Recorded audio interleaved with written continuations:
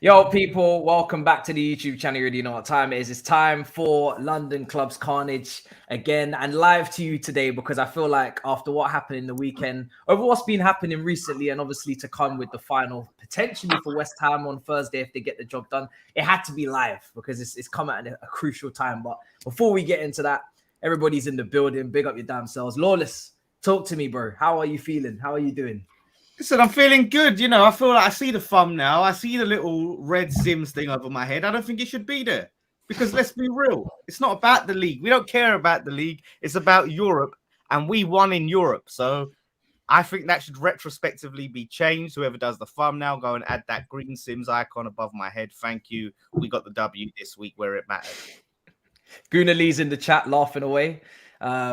Big up, Lee. I've seen even Toby firing shots. Oh, he's angry. Oh, sorry. I've seen even Toby firing shots at his own brother on the TL. That's how much he's not holding out. No mercy, Tobs. How you feeling, brother? I mean, I'm sad at Spurs. I'm sure you saw the DR Sports. No, you're not. You're happy. You've lost. You want to come eighth. You're happy.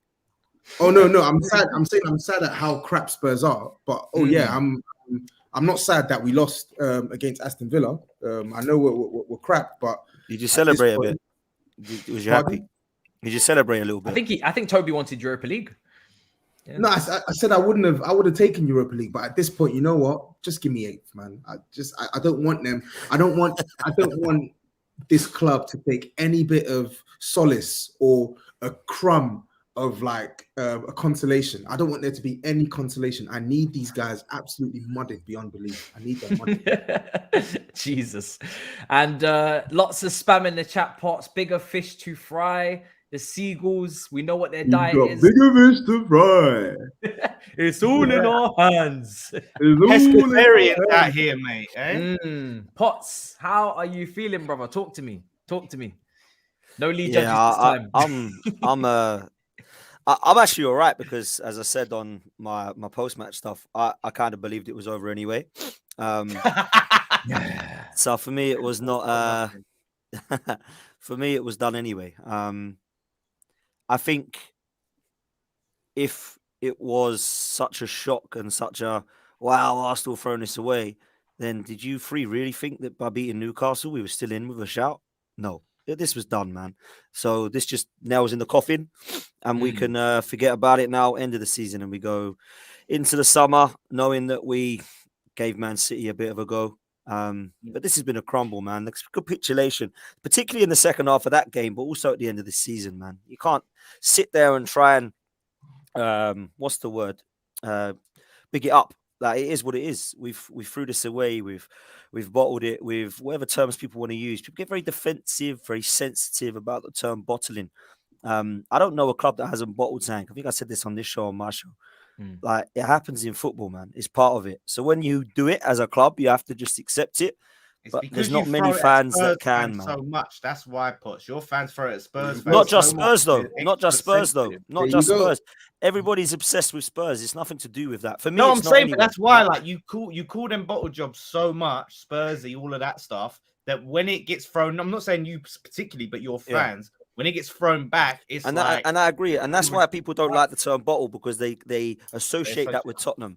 But we ain't had a Tottenham season, man. Come on. We ain't had a Tottenham season. There's an accusation in the chat that I have to bring to your attention from London Box. And he says that you compared this team to the Invincibles. You need to denounce that, surely. Oh! No, I did not. I said, where are we at in comparison to the last time we won the title? So I did a show with Harry about it and said, where's this team right now? And where's it short to the last time we won the league? That's not comparing them and saying this team are better than the Invincibles. Like, I mean, that kind of is comparing. That's the definition of comparing them. That's the definition of a comparison. Where are this team in comparison to the Invincibles? Yeah, in comparison, exactly. That doesn't mean this team are better. This team are better. Does that mean this team are as good as the Invincibles? But you compared them to the Invincibles. That's what I'm saying. You did. The show I did was, where is this team in comparison to the last time we won the league? Because we're still short. So the idea of the show was to say, where are we still short? There's about 8 positions we're still short. That was the aim of the show. But you can twist it if you want and say this team is better than the Invincibles. If that makes you feel better, go for it. I think we have to start with some of the comparisons that have been put out there in recent days. I've heard that this is a similar team to Pochettino's Tottenham, that were kind of absolutely slaughtered for, ruining their chance of winning a title in a finishing third in a two-horse race. Rodgers as well, Brendan Rodgers, Liverpool's team that scored a truckload of goals, but conceded plenty as well. Arsenal's defense maybe at home has been similar at times, with Bournemouth and other results where you've won games, Villa Park. How do you look at this Arteta kind of season? Do you think those two managers are fair comparisons? Yeah, I do at the moment, because they but won as much. You can't compare him to Pep or Klopp. I don't know where this comes from. You can say he learned off of Pep, because that's facts. But you can't put him in the same bracket as them, in my opinion. I think Poch and Brendan Rodgers, you can say, are fair comparisons, but some might even say Poch and Brendan have done more in the game because they've had longer in the game. I don't know, but I don't think it's an unfair comparison, personally. You disagree? No, I said some. Huh? Yeah. You were one of them. No, I'm saying the cheek of you to say some. What person would? No, I'm saying what person wouldn't say that Pochettino is a better manager than Arteta? What's Arteta done to warrant that to warrant a comparison to these guys? What's he done? No, I think Mitsisi's question was not that, unless I've misunderstood it. I think he means, is this season similar to the one that Liverpool had under Brendan and the one that Tottenham had under Poch? Is that not the question? Yeah. I would say. I would say it was. I would say it was. I wouldn't say Arteta's a better manager than Poch. I think I never said that. I think you wouldn't say that. I know you wouldn't say that. I think I was objecting to. Yeah, but there will be people that genuinely believe that you're wrong in saying that, Tobs, that he is a better manager. And his stocks have risen massively over the last 12 months. They have. He's done a fantastic job this season. Let's not. I mean, Arteta's won more than Poch in England, and the same as Rodgers, if you want to talk about trophies. But if you want to talk about who's better, Randy Ramos has won more than Pochettino in England. Does that make him a better manager than Pochettino? No, I'm not saying it is. I'm saying I'm trying to justify why people would say that he was. Does that make him a better manager? Defensiveness. I know it's your precious Poch and you love him. No. Everyone. Not precious Poch anymore. He represents my club. Yeah. He's gone to Chelsea. I'm asking you a question. Yeah. What is your question? I asked a question. I said, is Randy Ramos a better manager than Pochettino then? Because he's won more than Poch in England. It's the same question I'd asked for Di Matteo. Di Matteo and someone like De Zerbi. Di Matteo's won more than De Zerbi in England. Who would you have as your manager? No, I'm agreeing. I don't think you're getting David Moyes when he wins the Conference League. You know, he'll have won more than we're gonna talk about that in a minute. You'll get your time. You'll get your time, man. You'll get your time. We'll get on to West Ham because I'm not gonna just yet. I'm not bringing West Ham into this yet. We're talking about going for a title and Arteta going for a title. Just calm down and enjoy your Vanarama trophy soon, yeah. At least we're gonna win our Vanarama trophy, not disgrace and embarrass ourselves, yeah. And not make sure you don't. Please. I hope you don't. For your sake, I really hope you don't embarrass yourself. Yeah, but you know what? We're gonna go out. If we go out, we'll go out fighting. We're gonna go out like punks, yeah. You cannot go out of a Conference League. Look how you've gone out. It's embarrassing to go out of a Conference League. If you cannot go out fighting in a competition that nobody cares about, brother. Nobody cares about this crap. You know, little songs you make up, Arsenal forever, and all this shit, and you go out like punks in your own back garden, yeah. Like really, like this team that have made us all so proud and fought so hard, and they just throw in a performance like that, just go out even when it's gone, no fight, no going out on a high, no going down swinging. Do you know what I mean? That's pathetic, really and truly. It was a proper battering in that second half. It was a battering in the second half. I said that it was a battering. I thought, you know what I mean? Where's the fight? Where's the care? Where's the let's end the season on a strong note? Let's try and get as many points as we can and go in on a positive. Give the fans, it wasn't there, man. That last. It wasn't there. That's what I'm saying. It was poor. It was a poor second half. The first half was actually pretty poor as well, to be fair. But I think both clubs, it was poor. Mitoma on the left-hand side got absolutely nowhere, so then switched and then just killed Ben White. Trossard and Ben White, I think may as well just been putting Brighton shirts back on. They were so bad, the pair of them. playing Saka with as well, like actually. 9 men as well, wasn't it? Saka as well was really poor, man. Like, I can't even lie. Do you think? We really got to talk about that guy, you know. But Where's he been since the World Cup? Do you think Saka's suffering from a lack of rotation, or like is he? What's the situation there with him? Because I don't know. I think that's the one position that you don't have anybody to come in clearly, because he doesn't want to use Jesus on the right. Even though I've said plenty of times I've seen Jesus do very well for Man City on the right. Like you've never played him over there, so it tells me that he doesn't want to play him on that side. He doesn't want to. Maybe he'll feel like it's too much of a tweak for the system. I don't know. Yeah, he's in bad form, man. He's not been shambolic like some neutrals will want to have you say, but he hasn't been the Saka that we know of old. I think it's harsh for Lawless to say he's been shit since the World Cup. I would disagree with that. I think that I didn't say shit is harsh, but like you said, like I think, and someone said Jay says that he's overrated as a player, and he was rated really high. The world class was thrown around, and I think it's just because he was talked up so much to these levels. He's been well short of that. He hasn't been shit. He's definitely short. That's fair. In a lot of games. No, he's the last couple of games. He's definitely been shit. Let's call a spade. Newcastle, he was okay, but the others he's been poor, man. I actually thought Brighton was probably his brightest performance I've seen from him in a minute. You know? Yeah, I did. I felt like he had the beating. I genuinely felt like he had the beating of. Fair enough. I didn't think he was great, but. Yeah, I'm not even saying he was great. I'm not saying he was great. I felt like he had the beating of. I don't think anybody was, to be fair. I mean, Reece Nelson come on and actually did more than a lot of them. He actually gave some fight and took some shots and took some players on. Yeah, that says it all. So, but do you think that kind of is maybe because Brighton were tiring at that point? Maybe, I don't know. Yeah, maybe. I mean, listen, maybe Brighton were super. I mean, I have to say this, and I said it in my fan camp. Brighton were superb. They were absolutely superb in the second half. Like first half, it was like a training ground session for both teams. It was poor. It was really, really weird. It was bizarre that one of us was potentially going for a title, the other one was potentially going for European places. You wouldn't think it. You think it was like Palace v Bournemouth the other day, where both teams are playing for nothing. It was so poor. But the second half, they dominated every single part of the ball. I thought their midfield was superb. I thought Caicedo was outstanding. Do you know what? They didn't really have a bad play on the pitch. I can't even lie. They were so good. Like I can't say his name, but the left back was good. Stupinian, is it? I don't know how you say his name. Yeah, he's a good. Yeah, he's a good. I got it right then. Fair play.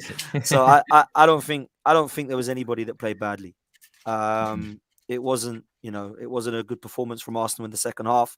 And we got muddied, we got battered in the second half, and it's done and dusted. I mean, it was done and dusted anyway. I know people like to start laughing just because we lost. It's not because we lost the title. We lost that weeks ago. It's just because we lost. It's the way you're going out, Pops. Do you know what I mean? Like, no, I agree with that. It's poor. And what do you think about them fans like all leaving early? Obviously, Tobs. Yeah, no, that is disgraceful. It looked like the parade was starting early. Like that was mad. The way that they passed. Remember the cookings when I left at halftime? You remember the cookings? I left at halftime. I remember. Never came back. All of I remember the tweets. I got battered on social media. I got absolutely battered. But I mean, they did leave in the 89th minute, not the 44th minute. To be fair to them, I don't care. I don't care what minute it is. I don't care what minute it is. Right? I don't care what minute. I'd never leave in the 44th minute. That's just crazy. Only crazy men do that. But 89 minutes is. And you can keep doing this. You can keep trying to, like, when someone's making a point, I see what you're doing. You're trying to interrupt. You're trying to intercept. Yeah, you're trying to intercept the cooking. But it's not going to save you, because I'm going to keep talking no matter how many times you intercept, right? I got chefed to smithereens when I left because my team were an absolute disgrace away from home in a North London derby, 3-0 down in 34 minutes. You guys, you've told us how fantastic you've been this season, how great your players have been this season, how proud you are of the guys. Yes, you've bottled it at the end, but you still had a fantastic season, because you exceeded all your expectations, which is also true. So you would think that a team who have brought you this much joy, this much pleasure, you would think at least clap them off at full time. Yes, you're not happy with the performance, but bigger picture, like your fans keep telling us, bigger picture. You've had a fantastic season. So clap your fans. I mean, clap the players off. But no, running out there quicker, running out there so quick. You'd think it was a massive fire at the Emirates. Bro, it's got fire escape settings, bro. All of them running out of the stadium, running. Yeah, you can't push the narrative that you know what? We're so proud of this team. And I know it'll be the ones that left that stay in this, but so proud of this team and what they've done this season. But you're not staying till the end to clap them off and all of that. Because I know for a fact a lot of these, it was a large amount that left. The seats were crazy. Like I couldn't mad. believe how many seats I could see at full time. Like it was After nuts. that season. Like, and that's what I'm saying. They'll go on social media, go, "Oh, we're proud of this team. They've still done this and they've still done that." Shut up! You turned your back on them quick. See how quick they turn. What did they call the Etihad? The Etihad. Oh, the Etihad. They got no fans. They got no fans. Oh, Arsenal, we got the best fan base in the world. We're the club of culture. Yeah. I think what culture is it where you turn your back on the people you supposedly love, that you supposedly hold in such high esteem? What type of culture is that? I ain't part of that culture.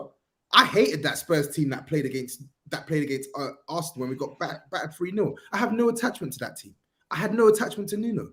But you, not you, but you, as in you, figure of speech, Arsenal fans that supposedly love this team, club of culture, best fans in the world. Okay. I can't disagree with any of it, to be honest. I was in the ground to the end, like I always am, and it was poor. It was as if it was a fire drill, man. I took great pleasure in seeing my boys Levi Colwell and Billy Gilmore dunk on this Arsenal team's head top. You'd probably do something at Chelsea if you would have kept. Listen, Colwell's coming back. Levi Colwell's coming back, so that's good to know because you've got Koulibaly. You don't need him. Nah, listen. Do you know what I mean? I'm not gonna lie. Yeah, we can take our L in that situation, but Levi Colwell is gonna be one of the best centre backs in this country in terms of for England. Ooh. And that left side. That's a big call, man. Do you know what?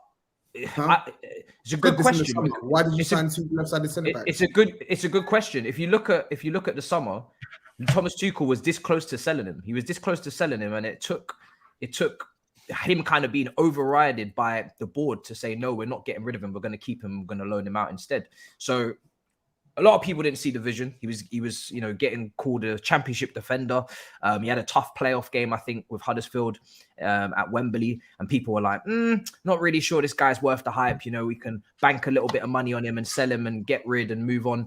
And I was very clear, this guy has to stay. And if this guy doesn't stay, we're going to regret it so quickly. And it's fantastic to see what he's done. He played that beautiful pass around the corner for Matoma for one of the goals. And to be honest, I think, like you said, Potts, the first half, I think you guys, your press, you implemented it well. But second half, man, the way you guys just capitulated was mad. There's a super chat actually saying as well, like, and we're going to get onto this, like, big up from the States, big fan of the channel notifications on. Potts, can you name your wish list for your midfield next season? I think you guys have a Champions League caliber trio, but Arsenal need muscle and fighters. Do you think Arsenal can replicate this type of season next year in terms of the points tally? Because I saw Babs on Twitter saying they need to be aiming for 95 points. You got Champions League next season. Some Arsenal fans are coming at me saying, nah, you didn't think we could make top 4 this season, so how dare you say we can't get 95 points next season? Listen, is this going to be something that you can maintain? Are you guys here to stay, or is there going to be a bit of a drop-off next season because of the Champions League? Football changes quickly. The only way there won't be a drop-off for Arsenal is if we go and strengthen that squad, because it wasn't good enough for one competition. Next year we're in 4, and I'm all about trophies, man. I want to go and win trophies. So we need to try to ensure that we bring in the right players. I think if you're looking at a wish list for midfield, names like Rice and Caicedo have obviously been mentioned at Arsenal before and still now. They're the type of players we need, man. If you can't get those names, they're not going to be better than what you've got. So if you go and get another Jorginho or another Granit Xhaka, you're not going to improve on what you've got. You're just going to keep it at the same level. So for me, we need to look at how we can then get to that next level. I actually don't think when everyone's fit, the first 11 is a shambles. I think it's been and proven to be a good team. The problem I've got is the squad depth is just not there, man. And when I looked at the game, Everton, Man City, they made changes and they brought in the Gundogan's, the Mahrez's, the Fodens, Alvarez. When we do that and we're bringing on Fabio Vieira and Jorginho and Eddie Nketiah and Nelson and Smith Rowe, it ain't the same. So that's where we're short. That's the reason, one of the reasons that we've not been ready this season. So we've got to go and buy, man. It's got to be another big summer for Arsenal. Pac-Man says Seagulls shat all over them and had to go home and change. That's true, man. Shat all over Ramsdale, mate. Ramsdale. Wow. What guy. What keeper? It wasn't just him, man. There's a lot of them. Trossard. No, I know, but Saka. Trossard. Agent Trossard. AM says, according to Arsenal fans, Saka is better than Mane ever was. That's not that. true. I've heard that. This is I've not, seen when it. you say Arsenal fans, a section Yeah, of the to be Arsenal fair, fan base. I'm actually going to Come side on. with Potts on this because I hate when a nasty deluded fan from a fan base waffles and then they basically are they're deemed the mouthpiece for the club. I hate You're that. acting like this is one fan though. Like this is a No, it's lot not. of There's a lot of them in the Arsenal fan base, unfortunately. Yeah. Is that why There you is. you two take such? Obviously, I'm taking pleasure in this, but you two just so devilish in your eyes. You can see it. Absolutely. Like, they're cocky, they're arrogant, they're hypocrites as well. They're the biggest hypocrites in the world, right? I know what we are. I know Spurs are shit. I'm not going to tell you otherwise. But the way they gas up some of their players, the way the platform. Yeah, but they to be put some fair of their though, players- Chelsea, West Ham, and Spurs have all got them people in their fan base as well. No, right? we have. You know that. But your Yeah. but your fan base are a special breed, and even you know it as well. Yeah, I would You agree with that. and Yeah, so many of my friends, they say it as well. Some of the Arsenal fans, some of the ways in which some parts of your fans behave, it's scary. It's absolutely scary. Their opinions, their takes, it's scary, bro. And using this Bukayo Saka thing, prime example, right? Saka is a quality player without a doubt.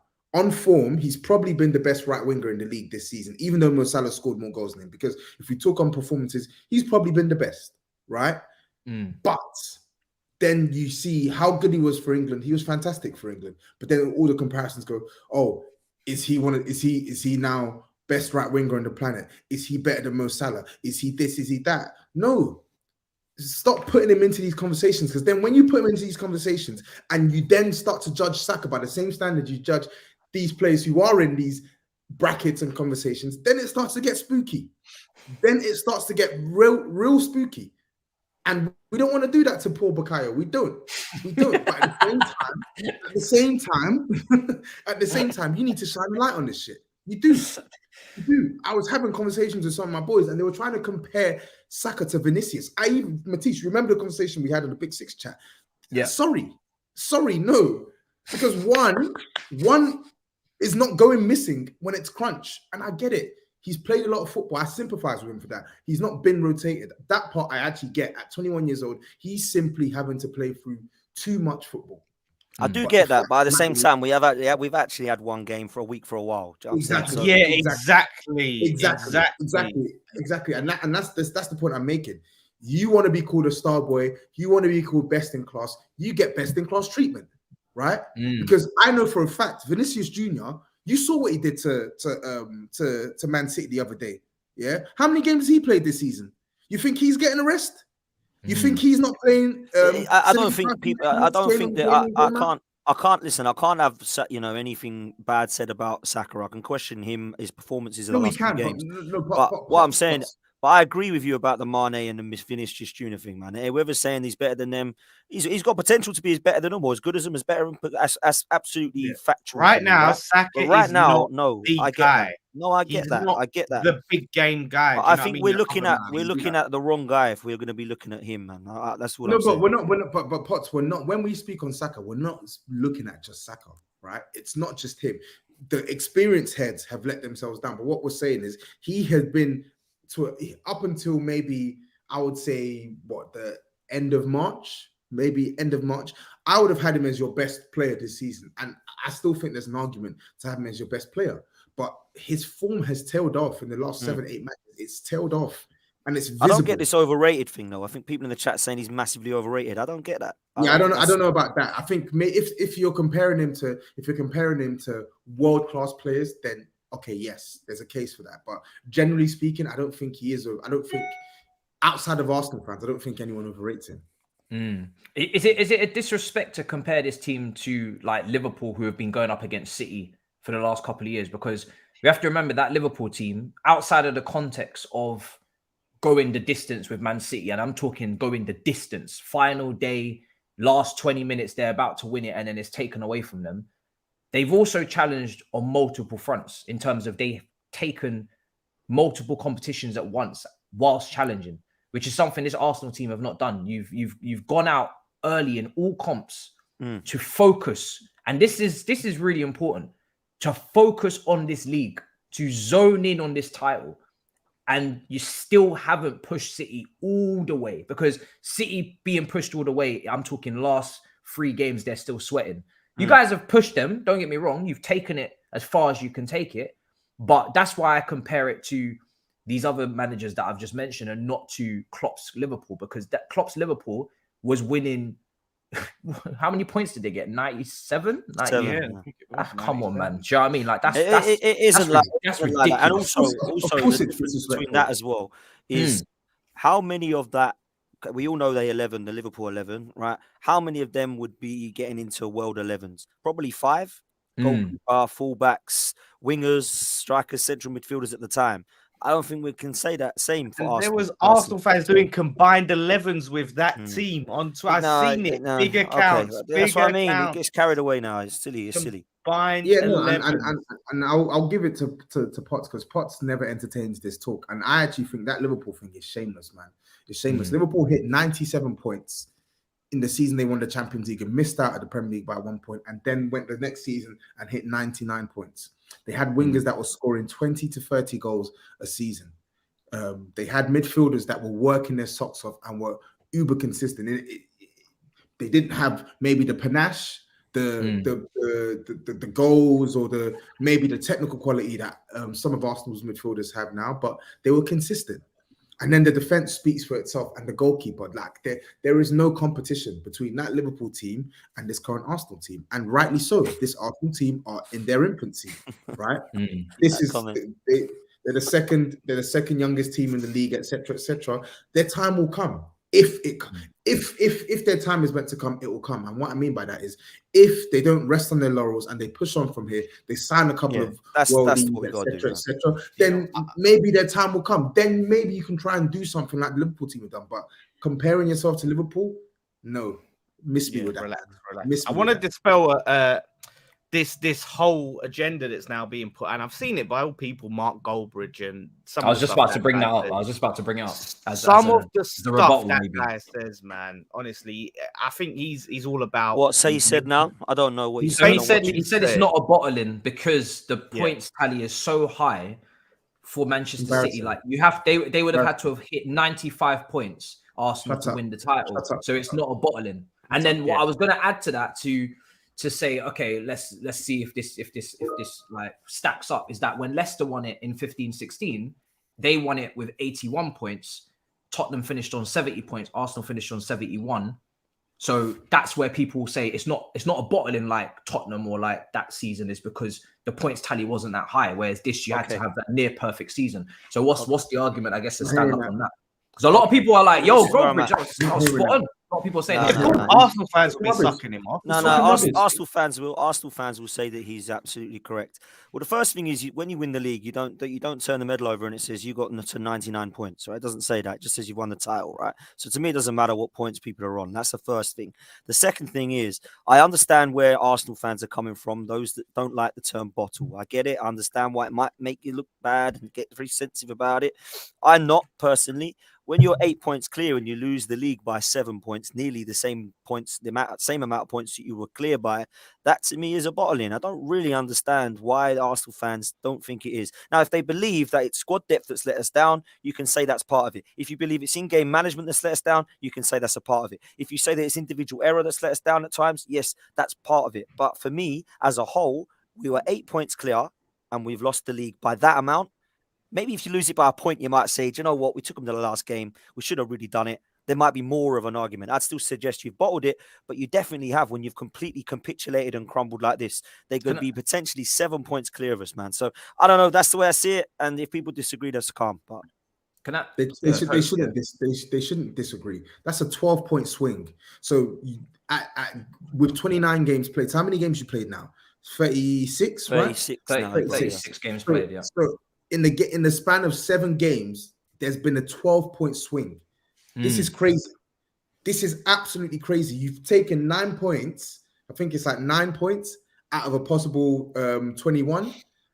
Bro, how can... And when you look at the points you've dropped as well, 2-0 up I keep harping on about it. 2-0 up at West Ham, you don't win.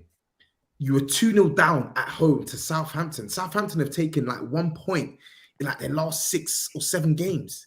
Like you need to some of your fans need to understand this is a big collapse. It is, because it's a game, unfortunately, because of the team you're up against. It's a game of fine margins.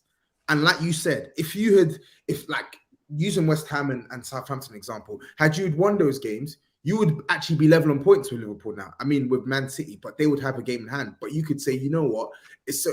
We're still level on points now. They've got the superior edge on goal difference, but 2 games left, we can run it close. But you flop in those games. You get battered by Brighton yesterday, and then you put in literally you put in a pathetic performance against Man City. They treated you like boys. They whooped your asses, bro. So for me, the manner in your performances, and coupled with the results, coupled with some of the big players letting you down. And I know I'm not talking about Bukayo Saka. Bukayo Saka is young, right? We can give him the criticism, but he's young. He's done these things for the most part. I'm talking about Thomas Partey, right? I'm talking about Thomas Partey. I'm talking about Zinchenko. He's meant to be coming from a title-winning team. I was told that this guy was the glue at Man City, big loss, etc., etc. He's a squaddy at Man City, bro. He's a squaddy. Jesus hasn't exactly come back on fire either. Really, and that was going to be my next point. Gabriel Jesus, how many goals has he scored in this 7-game stretch? How many goals has he scored? He scored against Liverpool and West Ham. Yeah. No, he scored against Chelsea. He scored against us. Odegaard got 2 goals. Did he get the other one? I think he's got 4 in 7. But maybe 3 in 7. I don't know. But yeah, he's not been, because I did that yesterday. I got caught out. I said I dropped Jesus. He's not been. I'd have Trossard. I think, to be fair, Trossard was awful as well. But and then everyone was like, "What? He scored 4 goals in 7 games." Oh man. But still, like, if you're that guy, in the title. Can I just come back to something? Because you made a point, and in the chat they're saying it as well. I don't have it. Arsenal fans say, I've been saying, so we're 5 points clear of City. No, we're not. We're 8 points. I said, yeah, but they've got a game in hand. No, we're 8 points. Okay, we were 8 points in. So now people are coming and saying, yeah, but they had a game in hand. So it was only really 5 points. So what one is it? Because I was saying it was 5 points, and everyone was saying, no, it's 8. It's all about points on the board. So you can't have both.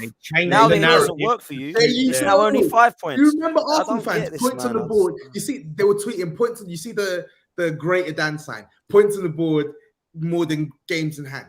Yeah, worth more than games. Yeah, exactly. I'd rather have points on board than games in hand. The thing is, this whole narrative that they're just trying to push out, going, oh, well, Man City are just too good. We would have had to get 95 points. The thing is, when you have that gap, if Arsenal, see out Liverpool, beat West Ham, beat Southampton, which they should have easily beaten at home, it either maintains the gap or it had a perfect chance to widen the gap. It changes the dynamic of the title challenge, right? It changes where Arsenal are mentally, but it also changes where Man City are mentally and how they're looking at it as it gets closer to the time. Whereas them capitulations give in this chat, man. Sorry. It gives Man City hope. It gives them belief. Yeah, we're still in this. Look, this ain't over. They're crumbling. Yeah. Do you know what I mean? So if Arsenal win those games, I think they go on to win the league.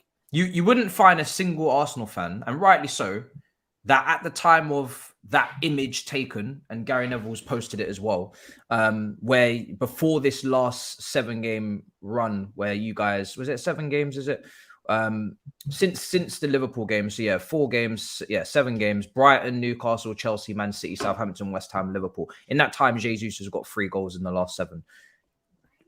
When we just approached this period, you wouldn't find a single Arsenal fan really that didn't feel like they could win the league. I was still seeing some of them in the streets that were very humble and very hesitant, to be honest. And they were like, do you know what?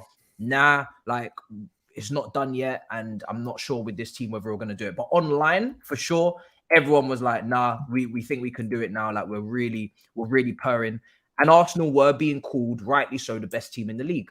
And that's where I disagree with Goldbridge's logic is, yes, it would have taken a massive points tally. But you need to remember this Arsenal team took 0 out of 6 points against Man City.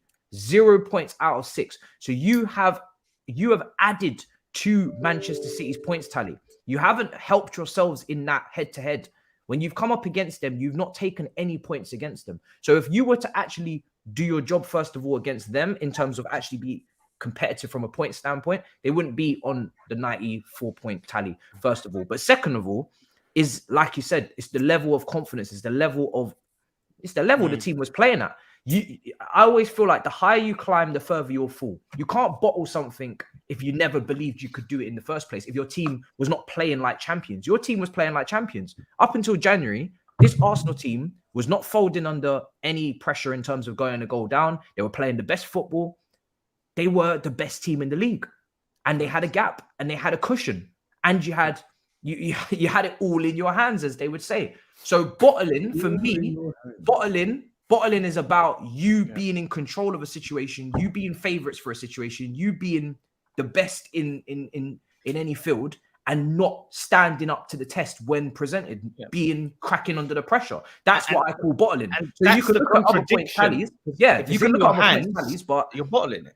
Yeah, like if you're saying, and this, Robbie specifically said, the man who says we didn't bottle it is the same one who said it's in our hands. If it's in your hands and you lose and you don't go on to win it, you bottled it. I asked them this as well. What is it? I asked them this as well. If it's not bottling, what is it? When you go back, word for it. When you go back and you say, "Oh, but you would never have expected this Arsenal team in the first place to do this," that is true. It's true. That is true. They did that last season with the top four, though. That was that narrative, the same narrative. This Arsenal team right now is not where it was at the start of the season because they've played the matches. We've all watched the games. So yes, we would not have expected Arsenal to do this because we had not seen the season. We had not seen the football. But you guys have played incredibly well. You've been brilliant. So expectations have gone up in terms of, okay, you know what? You've got a massive cushion. There's not much left of the season to go. You guys could close this, right? You might actually do it. So when you don't, you can't be like, oh, but you guys never expected us to do this anyway, because time has moved on. Do you know what I mean? Time has moved on. You want everything. You want it both ways. You want us to respect you as a top team challenging and look at you this way, but then you want us to give you and say, well, you didn't expect it, so you didn't think we're that team. So what is it? I've not said that. I've not said that. 100%. When you small boy them, they'll say, "How dare you? We're better than this. Look at our ballers, etc., etc." Okay, so when we treat you like a club that are in this position, you say, "Oh no, we never expected to be here." On Goldbridge's point, it's hilarious because I would love to hear his rationale if Man United were to somehow drop out of the top four this season, because how many man in here has predicted Man United to finish top four? Even Goldbridge probably himself might not have predicted United to finish top four. Most of the Man United fans I spoke to at the start of the season, very few of them expected their team to finish in the top four. Yet, if Man United go out and drop out of the top four, what will it be called? Will it not be called a bottle job? Called a massive bottle job, yeah, massive. Okay, Leicester. Even if Newcastle drop out, they'll be said, "Listen, you bottled it. You bottled it." Exactly. Leicester twice under Brendan Rodgers. Did anyone expect them to be in the top four? Did anyone expect them to be in the top four race? No. Nope. And yet they put themselves in such a good position and they literally collapsed 2 seasons back to back. What was that called? And you know what? When we said if they won it, when we said, a lot of people were saying if Arsenal win it, they'd be doing a Leicester. A lot of them rejected it and said that was disrespectful to compare them to Leicester because you're looking at them as a team that's not very good but is overachieving massively, and they wanted to be seen as a team that's we're not a Leicester, we're one of the big boys winning it. This is Arsenal Football Club. I do think I agree with a lot. I agree with everything you've said, to be fair, but I do think that there is some argument to be had that there was a lot of this is a fluke. Arsenal won't stay here until game week 32 or whatever, when it started to go. Now it's all like, oh, thank God for that. Jesus. So I think we had about 30 games where nobody really wanted to give us the credit that I felt we deserved. And I think, you've been fair on this show. I don't think there's anybody that now can turn around and go, God, what an awful season that was from Arsenal. Did you see him? Oh, Christ, imagine that. I wouldn't swap places with them. I'd much rather be in 8th. I think a lot of people would like, but nobody's saying this though. Sorry, Lawless. Nobody's saying this, and I think this is where my grievance with someone like Robbie lies, because nobody's saying Arsenal have bottled it equals Arsenal have had a bad season. We're saying you simply bottled it. Yeah. We are saying you simply bottled it. Odegaard has been on form. Odegaard on form has been the best attacking midfielder in the league this season. right? Gabriel, we did the team of the year. We did the team of the year shots. Despite your defense now conceding 41 goals, I would have at least like 2 of your players in team of the year. Saka, we've spoken about how on form he's probably been the best right winger in the league this season. Martinelli, fantastic, 15 goals. We've given your team credit, even when it kills us. Even me that hate your team, we've given your team credit. We can acknowledge that Arsenal have been fantastic for the majority of this season. However, 2 things can both be true. You have choked. You have choked in the most pivotal parts of your season, and it's resulted in you being blown out of a title race that you were firmly in, that you were leading. You were leading for 93% of the season. And that's what your fans can't get. That's what fans like Robbie cannot get. They can't separate the two because they use the term bottling as a method of insult to teams that they don't respect, like Spurs, et al., etc., etc. Face facts. Arsenal have bottled this league. I can't answer for those guys, man. I can only answer for my opinions, right? But the only thing I can sit there and agree with them is I don't feel that Arsenal were given an amazing amount of credit for how well we were playing in that 30-game period. And I think since then, now it's gone to pot. Everybody's jumping on like, thank God. Now let's go for it. I think we haven't been able to. I think we deserve a bit of credit, man. I think the only person on this panel that hasn't is probably Lawless, right? I've definitely given you credit. No. You've been very, very. Not really. You struggled because I knew this was coming. Yeah, I knew it all along. There was a point where I was giving so much credit and I was waxing so much lyrical that Toby was like, "Yo, you need to stop sucking them off because you're moving mad right now." I was giving Arsenal so much credit, and I still do. Let's not rewrite history. Up until what was it, March? You guys were incredible. You were brilliant. By far and away the best team in the league. And that is why people will say it is a bottling, and it is because for most of the season, for 75, 80% of the season, you have been the best team in the league. But you couldn't continue that right at the end when it mattered. And that can only be one term, in my opinion. But I'm gonna fly through these super chats, and then we're gonna move on because we've got to talk about something that will make Toby's veins burst out of his arms or something. Do you know what I mean? Because this Naglesmann situation, we need to talk. Yeah, we haven't spoken since then. Midway, has Tobs paid Lawless yet for the bet they made Hairline and Son? I'll be paying him at the end. I will be paying him on. You'll make him wait on the 28th of May. Literally, precisely the 28th of May. What I'm gonna do, and I kid you not, I'm even gonna put a reminder in my diary on the 20th. When is it? When I think 28th next week.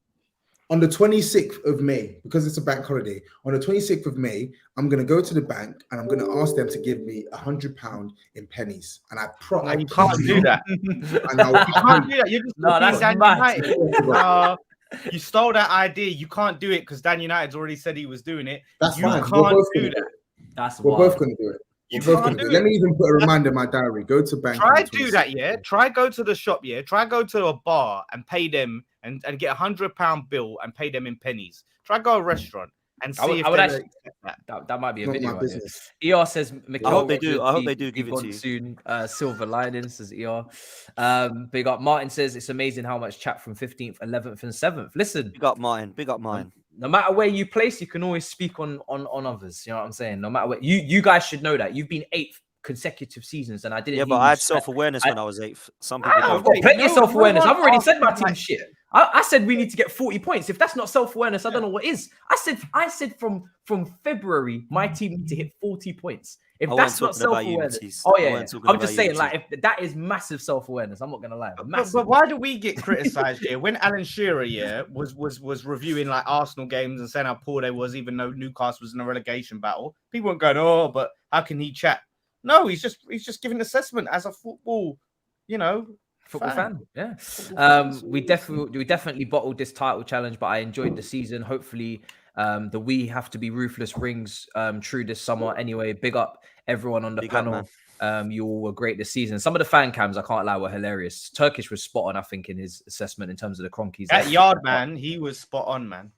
I did like Kelechi's KPIs, the fact that they were hit. That was fantastic. Was moving mad. That's ridiculous, bro. He's saying, Arsenal should have beaten Liverpool away and beaten Man City away and stuff. Like, come on, man. Be realistic. I think he didn't articulate what he was meaning, in my opinion. Or is he saying you should have put up a better fight? I think what he was meaning was we should always go. The target should always be to win. I think that's what he was trying to say. The way he was saying it was a little bit arse about face, but they should have kind of. They should have beat Liverpool away though. Arsenal should have beat Liverpool. I don't look at that Liverpool result and think to myself, that's where you messed up, because I think everybody can understand the context of going to Anfield, and they will have some sort of resurgence in a game. Like, they're not going to just lie down and get slapped. When was the last time Liverpool got battered? 2-0 Yeah, I know, I hear it. But that's not the game I'm looking at. I'm looking at West Ham and Southampton way more. Like, you can draw against Liverpool away and win a title. Everybody does it. Do you know what I mean?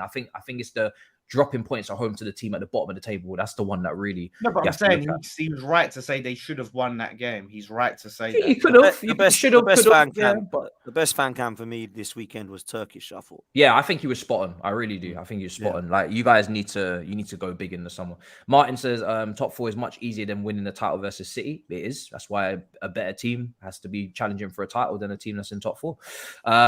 And you are a better team than that this season. Lee Sims says, big up the man them. Arsenal bottled the league, plain and simple. Pots, hold tight, fam. They'll get tired of repeating themselves.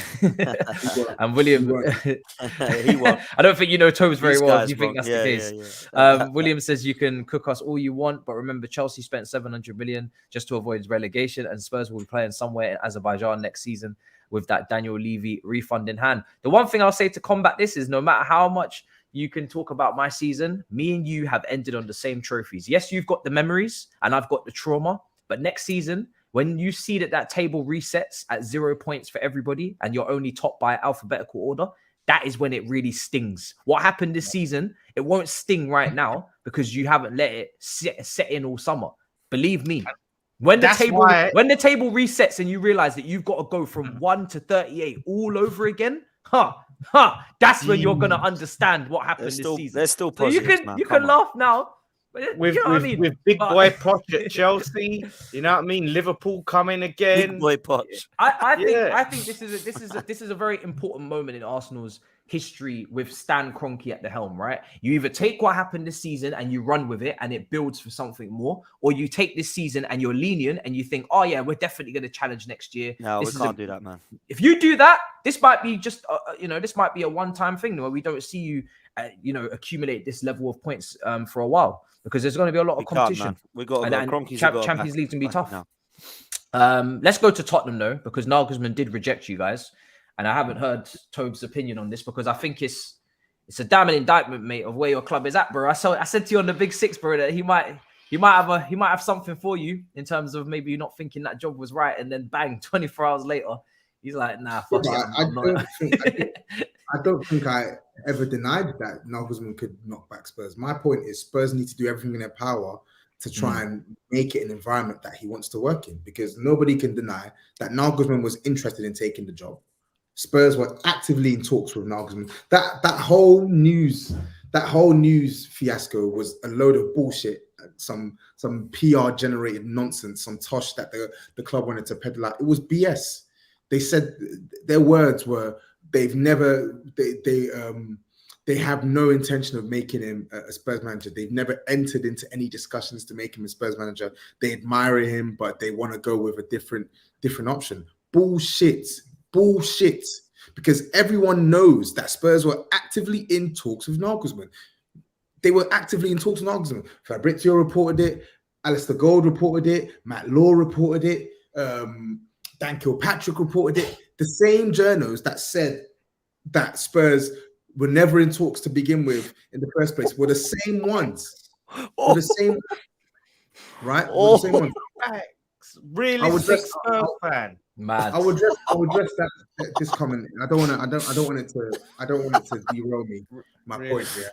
So the whole Nagelsmann talk is BS. It's absolute bullcrap. Something has happened in the midst of these conversations. Something has happened, and reading some of the reports as well. I think Sammy Muckville put out an article on it. Nagelsmann said he's interested, but said, I want to know who I'm working with. I want to know who I'm going to be working with. I need a director of football. Here are some suggestions on a director of football. I need to know what say I'm going to have on transfers, etc., etc. Spurs clearly didn't like the way Nagelsmann wants things to be ran. So they weren't willing to meet my man's demands. And he said, okay, fine, I'll skate. That's me. So yeah, I think he has knocked back Spurs. But I think he's knocked back Spurs as a consequence of Spurs, the board, Daniel Levy, whoever you want to call it, thinking that their way is the way that's going to work, is the way that's going to bring Spurs back. And that's the problem you have with Spurs. That's the problem. And Nagelsmann was literally like a golden ticket. And I said this on the Big Six last week. It's a golden ticket. You have been so shit this season. You don't deserve, let's be real, Spurs did not deserve to have a manager like Nagelsmann be interested in them after I agree. The nonsense that we've come out with this season in terms of performances, mood, morale, director of football being an absolute criminal. There's just so much mess at the club to the point where you're thinking, why would anyone want to touch this job? Anyone who cares about their reputation, why would they want to touch this job, right? But he's actually a golden ticket. And obviously someone in the comments put Conte as a golden ticket. Jose, no, he's a golden ticket because he's actually going to coach these players. He wants to coach these. He would have coached these players. He would have been meticulous in his detail when it came to coaching these players, which is something that we didn't get with Jose Mourinho. And it's something that we didn't get with Antonio Conte this season, right?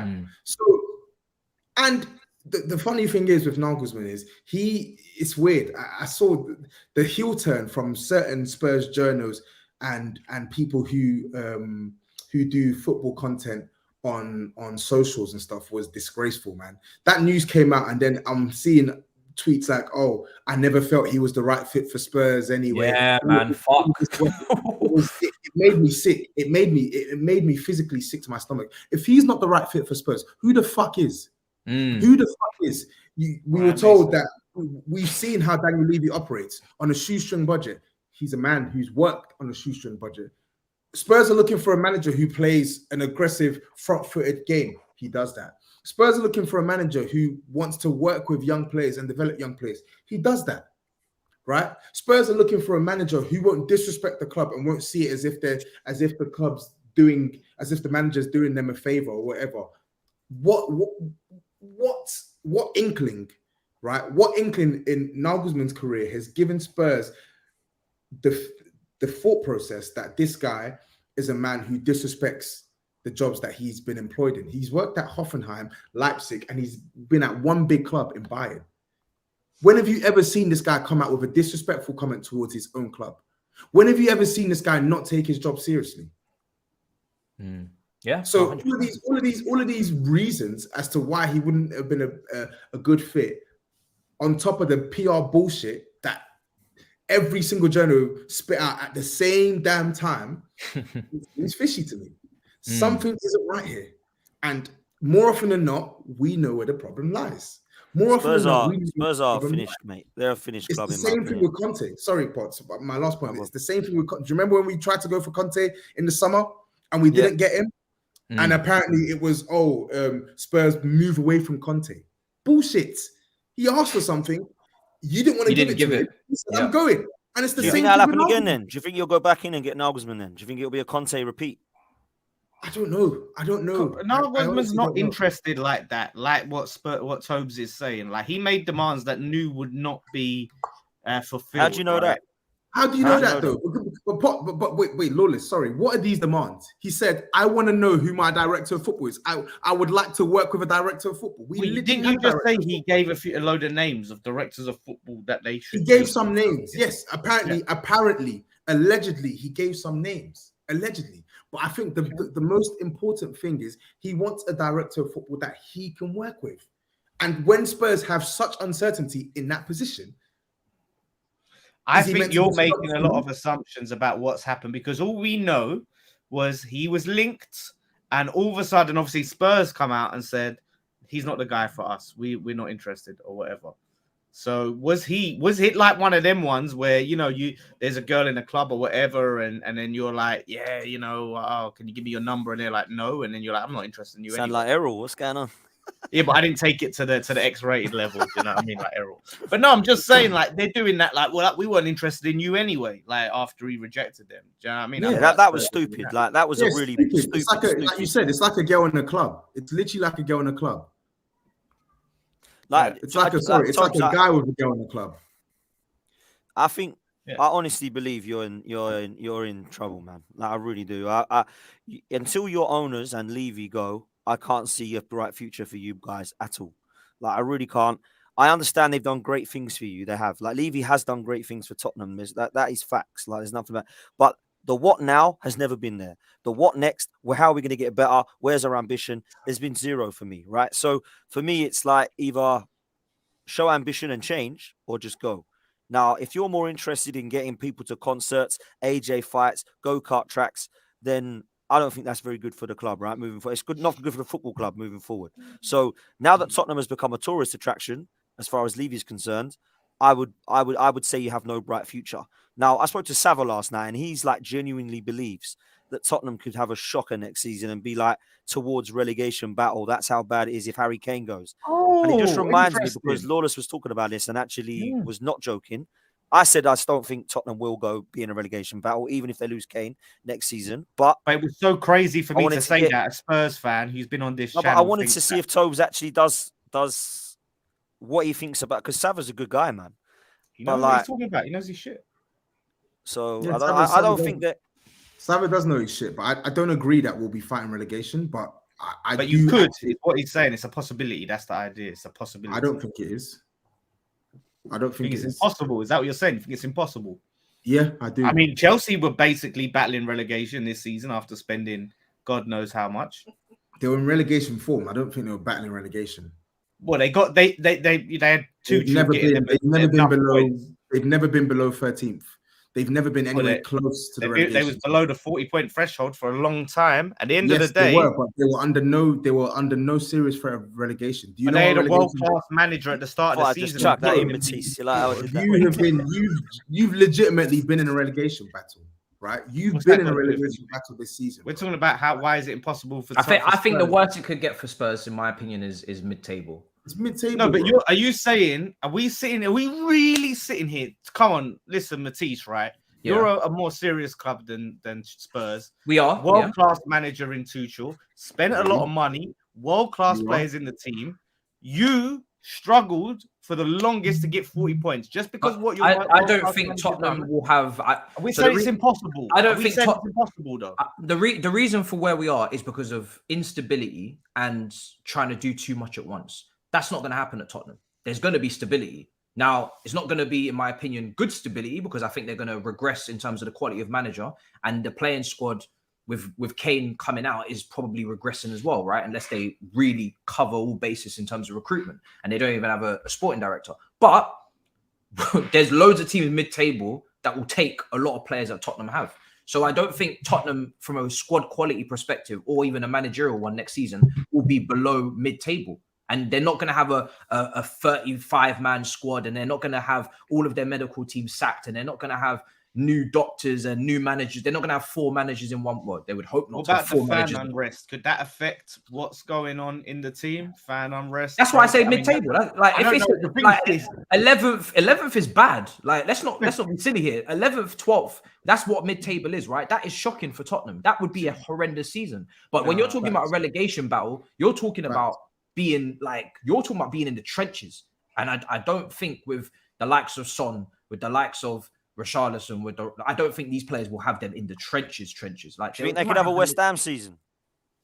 West Ham were in a relegation battle, so I don't think it will be that bad. No, they got out of it now, but I don't think it'll be that bad. No. Could they have a Chelsea season then? What's the Chelsea season? For us to have a Chelsea season, we'd need to spend 600 million. No, bottom half of the table for most of the season, for near enough most of the season. Yeah, I'm actually not. If Kane leaves this 11th, 12th, I'm not ruling that out. Yeah. If Kane leaves this summer, I'm actually not even before I would rule it out. Now, I'm actually not even ruling it out because I don't even know who the manager is going to be. I'm not even ruling out a potential mid-table finish. But you're going to the most extreme scenario, which is fighting for relegation. But one of your own fans said it's a possibility. I'm not saying it's gonna happen. I'm saying no, but it's you, possible. I'm saying you said it, and he said it as well. I don't agree with what Sava said. I don't agree. I like Sava, and I agree with most of his opinions. I don't agree with that. I don't think Spurs are going to be fighting relegation next year, but I do think Spurs, if they're not careful, will be absolutely mudded. We're already mudded now. Yeah, but no one's saying you're It's a prediction. Relegation. It's a prediction You said that. You've literally said that. No, I said it can happen. It can. Of course, anything can happen. You can win the league next year. But if I ask you, do you think you're going to win the league? You're going to tell me no, right? You're going to tell me no.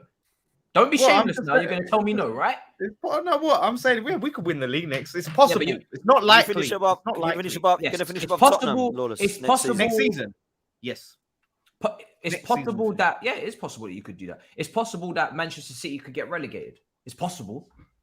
But what's more possible? Spurs getting relegated. It's not about what's more. I'm just giving an example of what you're trying to do. We need to stop saying it's possible just because. But in Lawless's world, he's saying anything is possible, right? Because mathematically, Man City, it is categorically, it is impossible that Man City get relegated next year. It would never happen. The same way you would never win the league.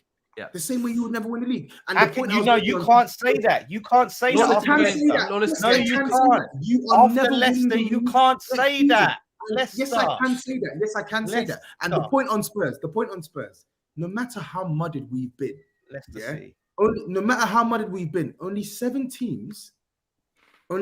or 7 teams have been in the Premier League since its inception and have never been relegated. No, it's the truth. Don't say why here we we go. Back to old shit. Why we got to go back to old shit? I'm talking about current time and previous time.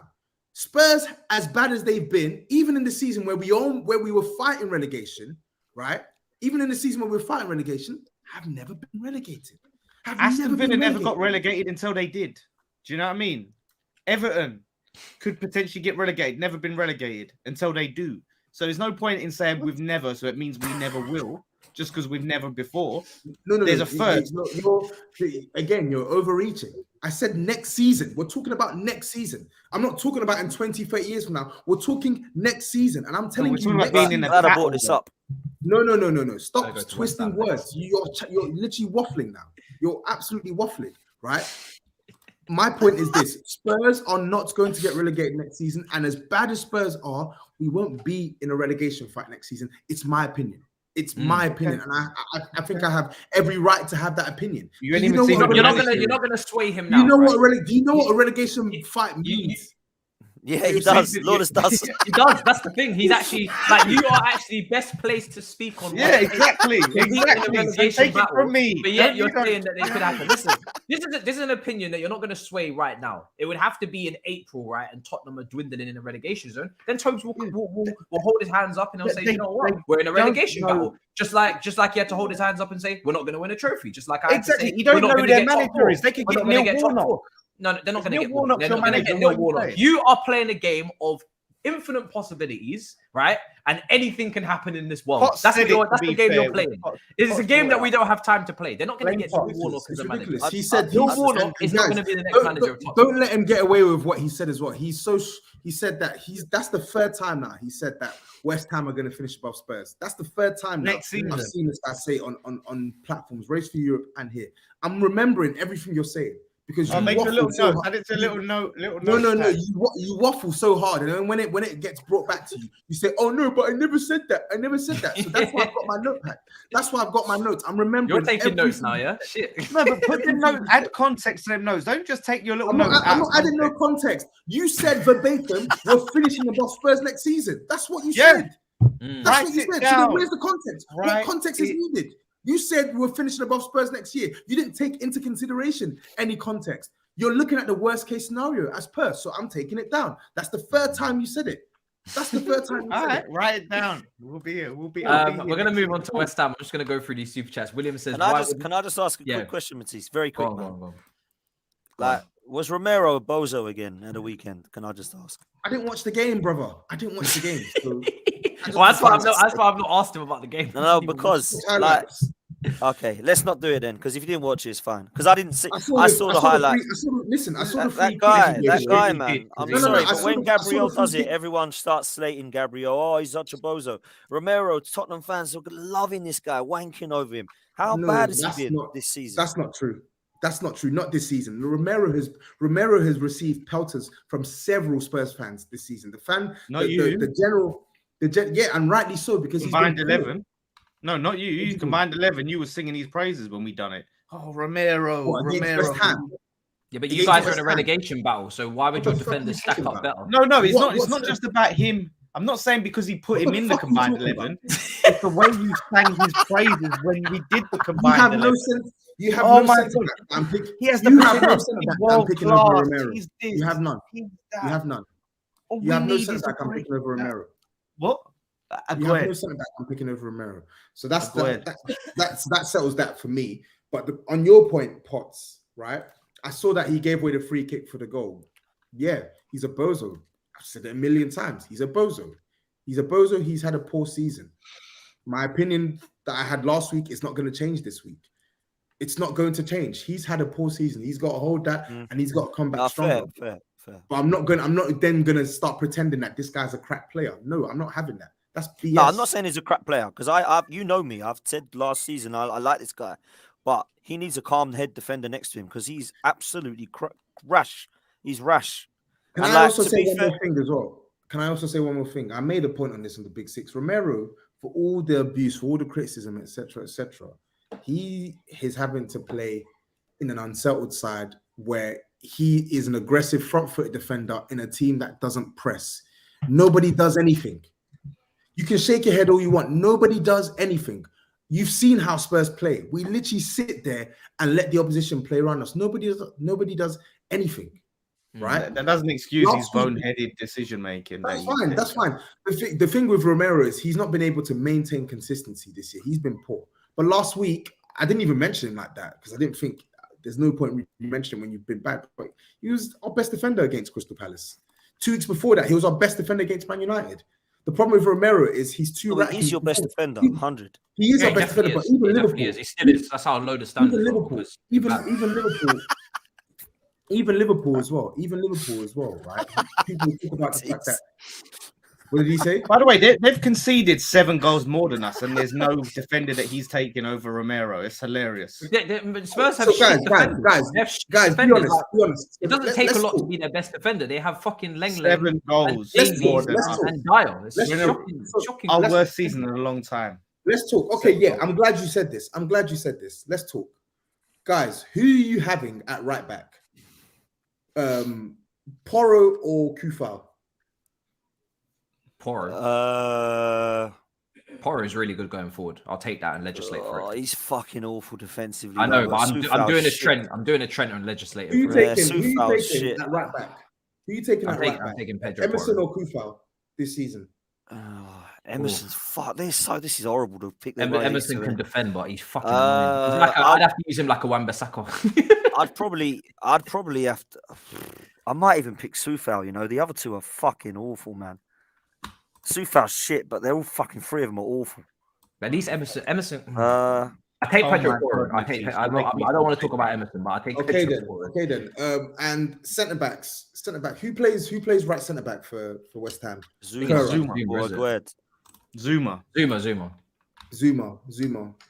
or Romero? For the way I want to play the game, I'm taking Romero. What's all this way? What you're adding all these little asterisks? Okay, it's important. If I was sitting in a low block, cool. I'll take Zuma. You're a low block club. What are you talking about, Matisse? You're a low block club. Not anymore. not anymore. I would traditionally. So I don't even want to take up too much time on this because I know he wants to speak on his precious West Ham, who lost again, but he's going to tell us it doesn't matter because they're in Europe. So I don't even want to take up time, but I just wanted to shut down this nonsense that he's trying to start up with. Oh, they've conceded more goals. We've conceded more goals because as a team, we are shit defensively. On top of the fact that we have some shit defenders. As a team, we don't defend. All your defenders are better than ours. No, they're not. No, they're not. You say all. I've mentioned 2 players. Well, according to Matisse, I'm not taking Dyer over Zuma. I'm not taking Longley over Zuma. I'm not taking Longley over Aguerd. I'm not. I just Why would call I all do them. that? I just call all of them shit. Why would I do Romero and Aguerd. I'd go with. You have Creswell playing left back. He'd get absolutely destroyed at Spurs in our back line. He would get cooked alive in our back line. So then please tell me which of these defenders are waltzing into Spurs' defense as shit as it is. What do you mean? A lot of our. Because remember, you've got Declan Rice in front of your player. defense, and they've got waffling, fucking bro. You're just Højbjerg waffling, and bro. Skip. Like You you've don't got, even like Creswell. quality. You don't even like Creswell. you got bro. one of the best. You got one of the best. You got one of the best defensive midfielders shielding your centre backs, and they have. Oh, don't do that. No, because you want to talk about how good Rice is, right? He's a quality player. So does that not come into the argument? Structurally, you've got a better holding midfielder in front of your two centre Yeah, backs. but You he's know not. how You're how acting important like that he's position just is. sitting there. He's not just holding, protecting the back line. No, a lot of the time he's high up the pitch. So it's the incredible Souček that's in front then. Well, Souček does his defensive dog work, but he gets up there. But a lot of the time, we need a Gets up Aguerd, there. and There's nobody in front of the Tuchel defense. gets up there. That's class. right I mean, now, I'm telling that's you, right Simmons now, right Angelo there. O'Connor gets into that centre back pairing with Romero. Right now, guaranteed. Anyway, let me go through the super chats and we'll get to West Ham. Why should That's not Naglesmann saying want? anything, though. Outside of Romero, I don't rate any of our centre backs. That's not saying anything. I'm just You don't- saying. I don't get You the know, point we you're got- making. Well. The point you're making, nobody's ever going to deny it. So I don't actually understand what you're saying. I just think end of so season, confused. let's revisit that combined 11. That's all I'm saying. Why would Naglesmann want to work for a club whose badge is a chicken on top of a Facts. volleyball, fam? I don't blame man, to be honest. Man has standards, says William. He respects himself. Danny says unless Kane leaves, Tottenham can't be outside the top six. But they're going to be outside the top 6 at this season. Potentially, yeah. Chelsea has thrice the talent of Arsenal, Tottenham twice, West Ham.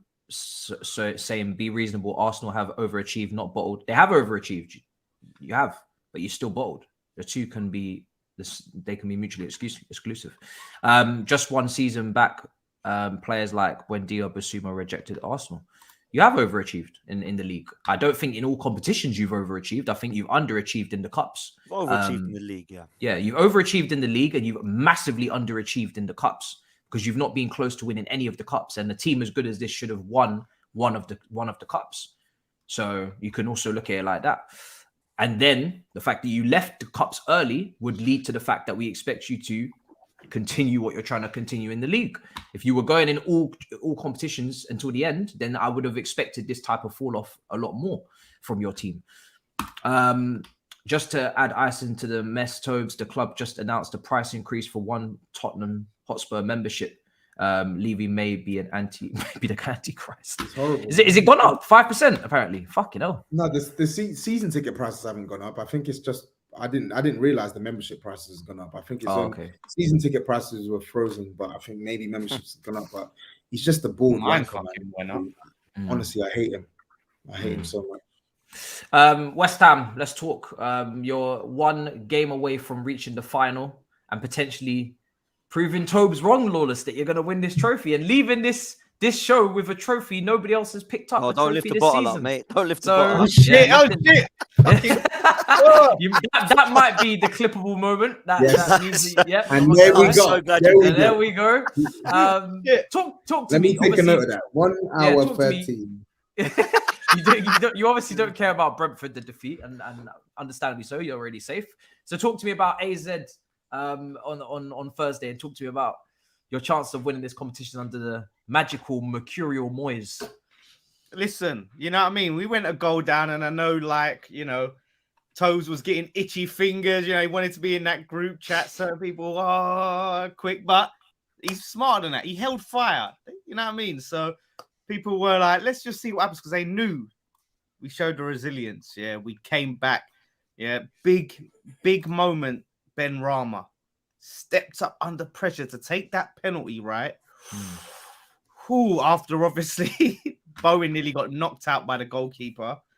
You know what I mean? He was right hook to the face, and yeah, Ben Rama stepped up big time, and that pushed us on. We got the win, which was huge because I was fearing the worst. If we go to Alkmaar and we're losing, it would not have been a good look. And now the belief is there. We just got to go and get a draw. That's all. We get a draw, and we're in the final. And everyone was talking about. We all looked at him and went, "Oh, will West Ham beat Fiorentina?"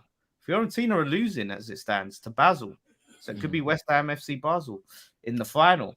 And you'd be confident in winning. Yeah, listen. You've gone a step further than last year, but a competition down. Yep. You're going to wrap it up this time. There's not going to be a bozo moment from Aaron Cresswell or anything. Listen, I already said he better not. He's come back in good form. He's been in good form in these past few weeks. I've had to rate him.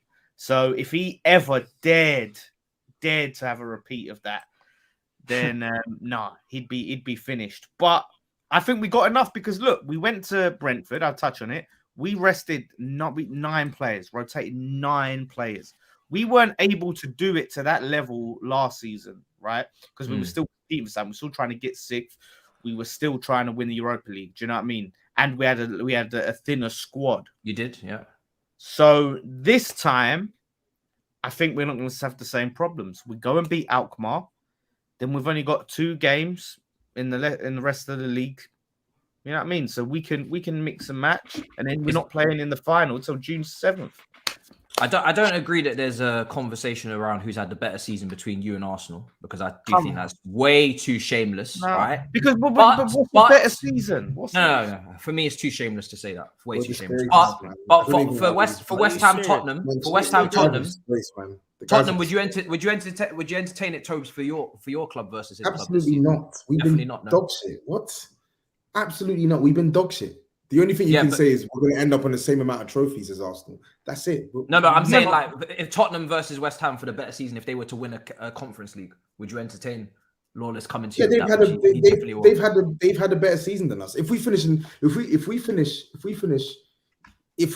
8th, our season basically means nothing, and they've won a trophy. If you finish 6th, we've had a better season than you. Probably. If you finish 5th.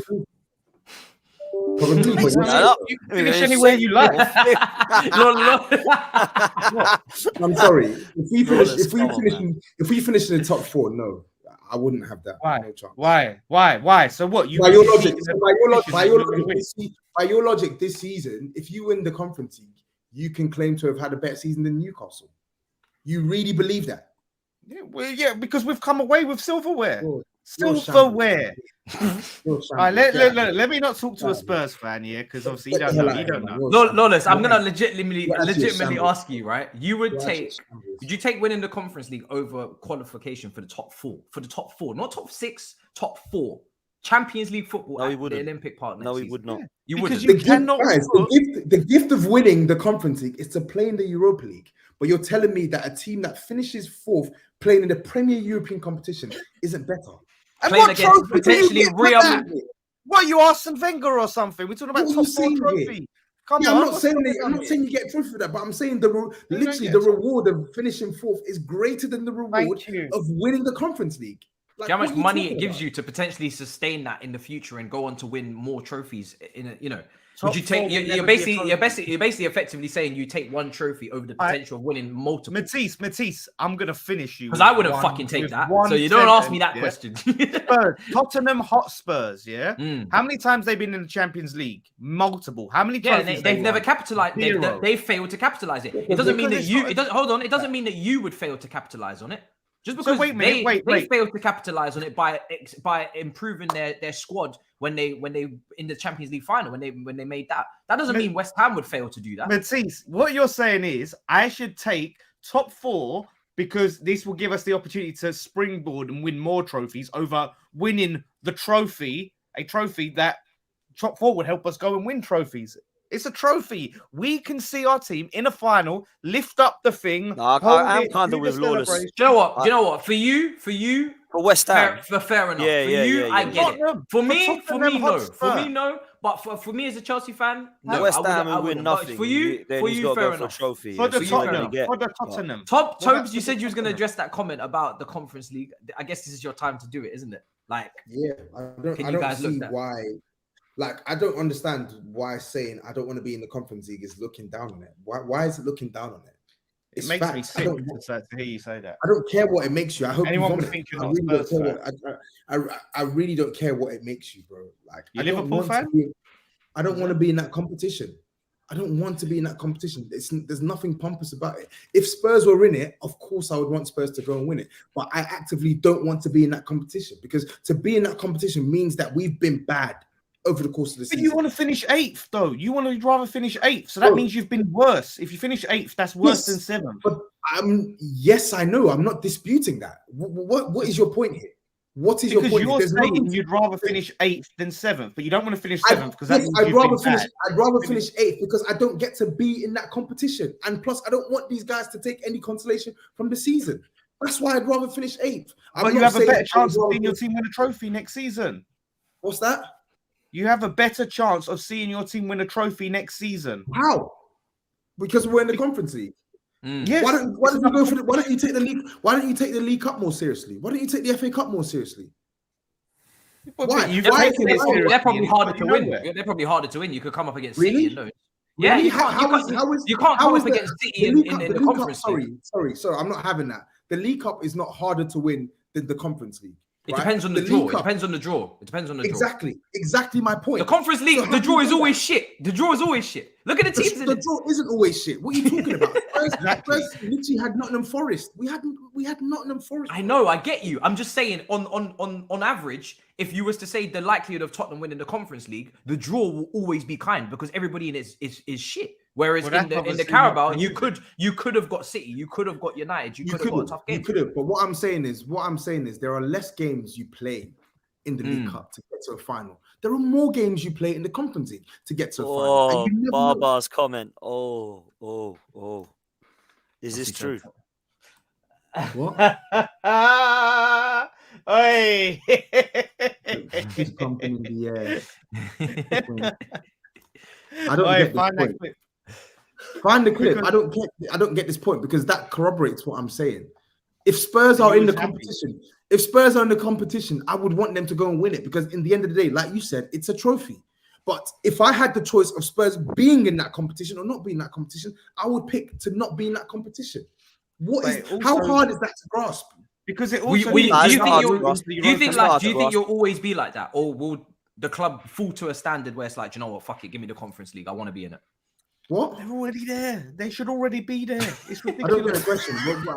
I'm saying that kind of mentality is because that's where you're at currently with the club. But do you think the club could fall to a level with potentially without Kane? Say next season you are in mid-table where you get to a point as a fan where you're like, actually, I want the Conference League, or are you always gonna kind of like not disrespect it, but you're always gonna look at it and think, nah, I don't want that minimum European.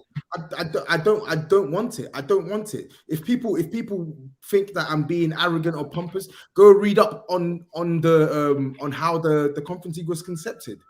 Yeah. What was the issue with the Champions League and Europa League? They said that too many teams that weren't competitive in the Champions League were playing. They were seeing too many 6-0, 7-0s. They were seeing that in the Europa League.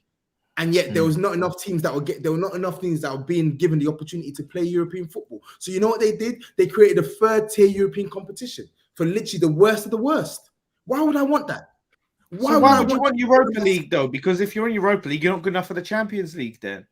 The Europa League is a much more, stop waffling. The Europa League is a much more prestigious competition. The Europa League has been around for years.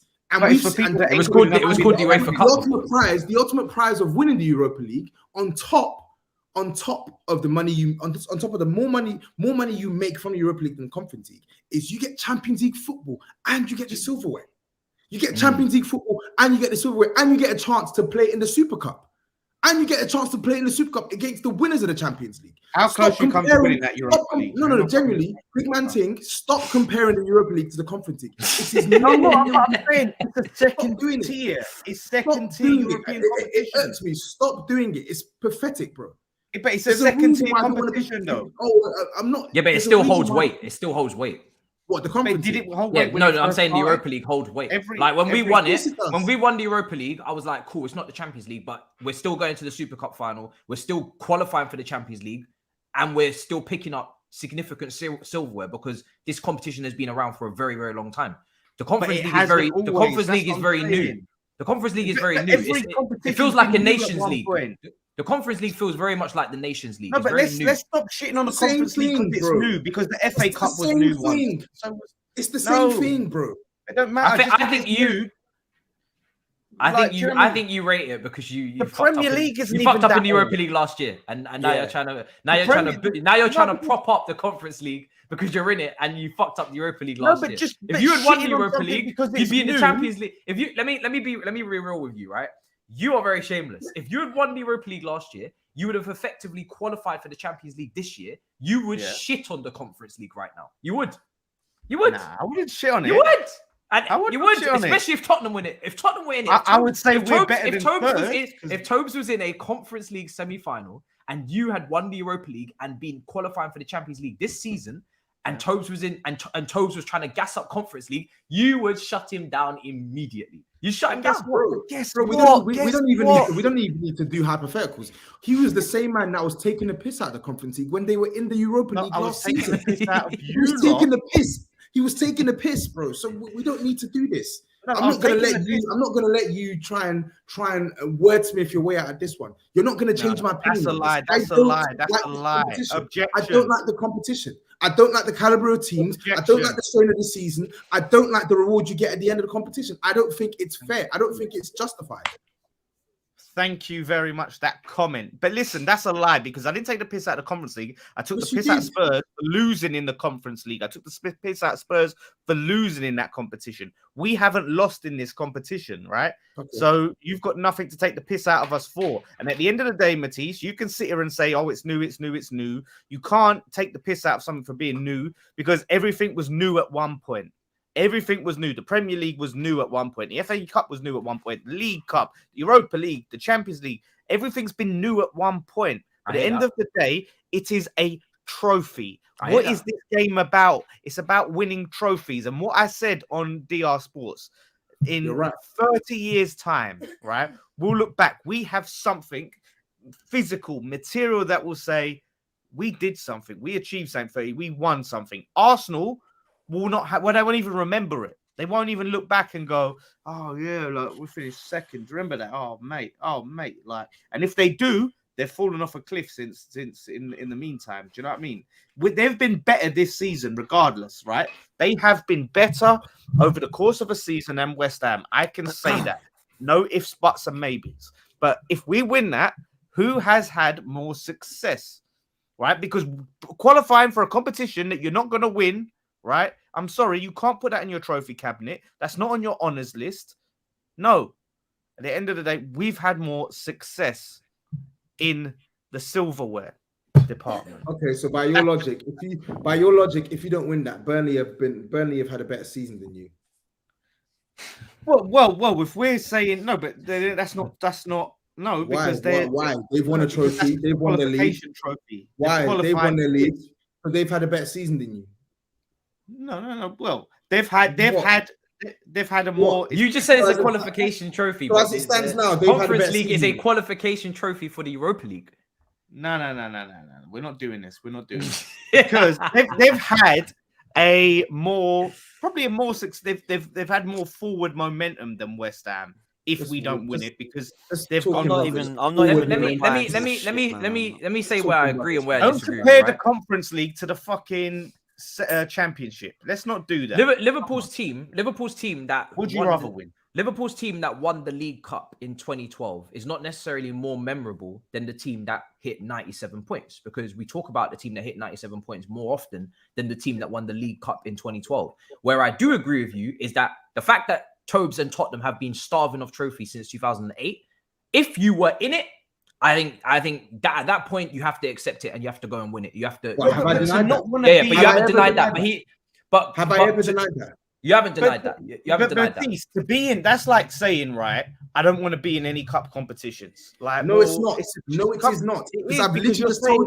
I've literally just told you, if Spurs finish 8th, that means we don't have the strain of playing. We don't have the strain of playing Thursday, Sunday football for a competition that only gets us into the Europa League, and we can actually put more time and effort into the domestic trophies. into the domestic trophies. You never win. You're in them every. You finished. Okay, and who's to say that we'll win the? Who's to say that we'll win the Conference League? So let's try. Let's actually try. Like you said, it's like another. Let's actually try and focus on the domestic cups. Let's try and focus on those. But this is another opportunity for you to win. You're in 3 competitions, right? That's your opinion. It's my opinion. Why does it matter? It's my opinion. I don't want to be in the competition. I don't want to be in it. What's your own? Less is more, he's saying. You know what I mean? Like, come on. Just people are coming saying he's right. I don't care if he's right. It's not his opinion. It's my opinion. If you don't agree with it, you don't agree with it. Can I ask you, Lawless, as well, right? Because you said that if Harry Kane goes, then Tottenham could be a relegation battle. If Rice goes, can West Ham be in a relegation battle? If we don't do the right thing in post Rice, if we don't recruit properly, yeah, of course we could.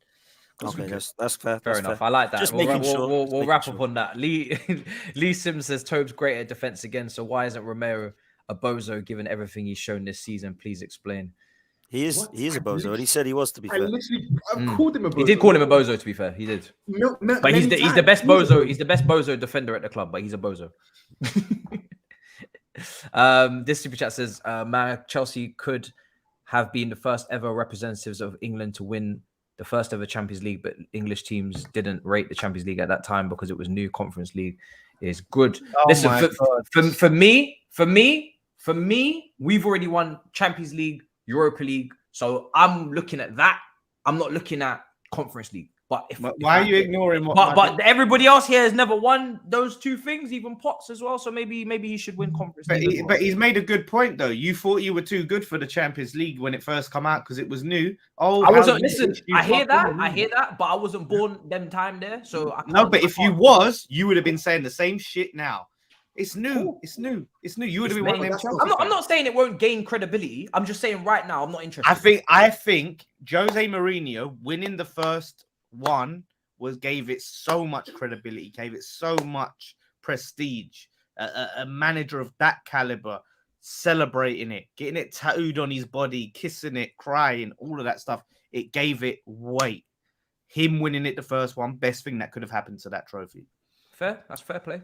Fair play. I'm just saying, I've seen better, so I'm spoiled. You could say, Potts. I don't know about you. You never, you know what I mean. Maybe you have to humble yourself as well. If I'm in any competition, Matisse, I want to win it, right? But I'm not going to start saying that if we win it, we've had like as good a team as the team that went for a title race. I never said we've had a good as team. Your team's been good as season. He said it, but we've had a more successful season. Like we have achieved. Okay. We've achieved the objective of football.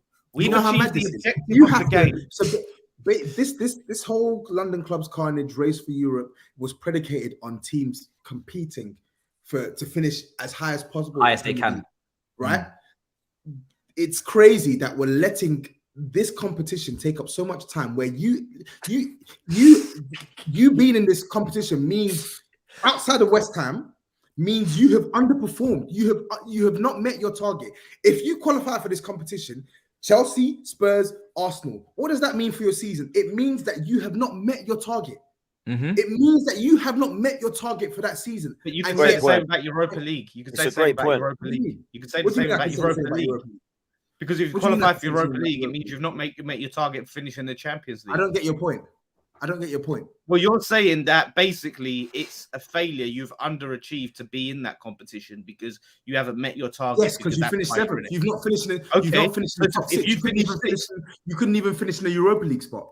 You couldn't even finish in the Europa League spot. But that's what I'm saying. But you're saying you can say that about the Europa League. If you've finished in the Europa League, you're not good enough. Yes, you can. Yes, you can say that about Europa League. You've underachieved. But what I'm saying is, if you've hit 7th, that is a criminal underperformance. Criminal underperformance. There's nothing good about that. Yeah, but the thing is, the Europa League qualification, wasn't even. When you finished 7th, was that a good season for you, West Ham? Yes or no? Well, it was. You know what I mean? It was to do it back to back. It was a good season. We finished 5th in 1999. Spurs have to finish 7th. What would you say about us? You call us shit. This, that, and the third. If you call us names. You call us names. Yeah, when you were sick. When you were 6th and we were 7th, you were criticizing, abusing Spurs, saying you're shit, you're this, you're that, for finishing 7th. All of this abuse for finishing 7th, but yet you want me to laud the competition that you get for finishing 7th. That doesn't make sense. Let me just put you in your place right now, right? Because under Harry Redknapp, in the 90s, we finished 5th, right? What did we get for finishing 5th? We got Intertoto. We won the Intertoto Cup, but we can't count the Intertoto Cup. But that's the cup that's the competition that we was in for finishing 5th, right? Now you get Europa League for finishing 5th. So tell me why we can't count a trophy that we got for finishing 5th that competition, but it's okay to count the Europa League for finishing 5th. Why was 5th not a success then, and the trophy we got for 5th then not a success, but the one you get for 5th now is? Come on then. Come on. I don't even know what you're saying here. You're just basically what you're saying is if you finish 7th, you're not good enough. That means you haven't finished in the Europa League spots, right? If I finish 5th now, I said, as per the targets that Chelsea, Arsenal, and Spurs set themselves at the start of the season, if they had finished 7th, that is a criminal underperformance against their targets. That's what I said. And I said to you, I'm not then going to laud and be happy about the competition that you qualify in as a result of finishing 7th. Okay, but would you for 5th? This chat is so funny, man. I can't do this. This chat is absolutely hilarious. Would you for 5th? Would you feel happy about finishing 5th? Would you have massively? No, I wouldn't feel happy about finishing 5th. But the consolation is you get to play in a better standard of competition than the Europa Conference League. That's the consolation. So what I'm saying is we finished 5th in the 90s, qualified for the Intertoto Cup, right? So at the end of the day, it's a no Cup in the chat. But Intertoto as well. Yeah, Newcastle won that as well, did they not? I'm starting to count it. I'm counting that now. I don't. You count it. You count it. I think the Europa League allows you an opportunity to get back to the standard that you see yourself setting, the objective, which is Champions League. For all these clubs, you have to make Champions League. So the Europa League is to be in the Europa League is an underperformance, but it gives you another opportunity to put yourself back into the competition that you want to be in. The Conference League, you'll be going 2 years to try and get back to the Champions League if you were to go via that route, right? Yeah. But that's for me. That's for me. No. You're a corporate sellout, Matisse. You're a corporate sellout because from what you're saying is the objective of because every time the objective is not to win trophies. The objective is to win trophies, but I want to win the highest quality of trophy out there. And every time my team is in the Champions League, I believe we can win it. So don't talk to me. You're the only one who can say that, though, Matisse, because you've won it twice in the past. Do you know what I mean? They can't say that shit. They can't say because they're in it, they can win it.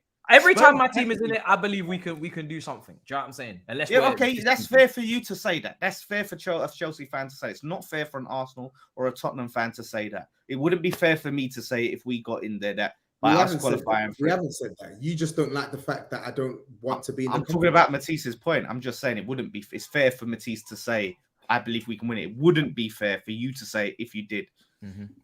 I'm definitely digging into my European heritage bag right now. I'll be joining you in the season, mate. European heritage coming to East London. Listen, just know. If you do not win on Thursday, next week's show is going to be a fucking problem for you. But do you know what? I kind of want to see you get to the final just because it prolongs the drama. I've made a decision to live in the now, right? I could easily try and be tactical and do what Potts does sometimes and downplay in advance, humble it all, you know what I mean? Oh, I think maybe we could. I could do all of that. But you know what? I want to live in the now, right? I want to live in the moment. Forget whatever happens, right? If we get knocked out, I'm in the mud, whatever. I'm not living in that reality right now. Right now, I'm living in the reality that we're going to win it and certain people are in the mud and I'm going to enjoy it. And I will deal with whatever consequences come. I just say, I will not be in the mud if West Ham win this competition. Let me just say that right now. I do not care. I have no interest whatsoever. You still West bottled Ham the winning league, this so you're thing. in the mud. You still bottled. Yeah, I'll be in the mud for that, but not because West Ham have won a trophy. I don't give a damn It showed about. that we're not bottle jobs, mate. It showed that we're not bottle jobs. No, Oh, well, I hope you win the Papa you John's trophy. Man. You know what's That's all I'll hilarious say. as well? He said I could do the thing that Potts does. You couldn't do shit because you've been running your mouth.